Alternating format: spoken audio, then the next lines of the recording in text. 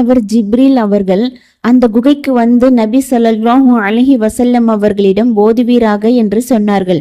அதற்கு அல்லாஹ்வின் தூதர் ஸல்லல்லாஹு அலைஹி வஸல்லம் அவர்கள், நான் ஓத தெரிந்தவன் இல்லையே என்று அவர்களுக்கு பதிலளித்தார்கள். அப்பொழுது நடந்த சம்பவத்தை அல்லாஹ்வின் தூதர் ஸல்லல்லாஹு அலைஹி வஸல்லம் அவர்கள் பின்வருமாறு எடுத்து கூறினார்கள்.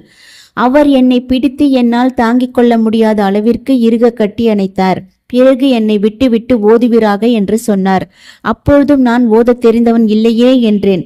இரண்டாவது முறையும் அவர் என்னை பிடித்து என்னால் தாங்க முடியாத அளவிற்கு இறுக கட்டி அணைத்து பின்னர் என்னை விட்டு ஓதுவீராக என்றார். அப்பொழுதும் நான் ஓத தெரிந்தவன் இல்லையே என்றேன். அவர் என்னை மூன்றாவது முறையும் என்னால் தாங்க முடியாத அளவிற்கு இறுக கட்டி அணைத்து பின்னர் என்னை விட்டு படைத்த உம்முடைய இறைவனின் திருப்பெயரால் ஓதுவீராக என்று தொடங்கும் இந்த அத்தியாயத்தின் வசனங்களை அவனே மனிதனுக்கு அவன் அறியாதவற்றையெல்லாம் கற்பித்தான் என்பது வரை 1 முதல்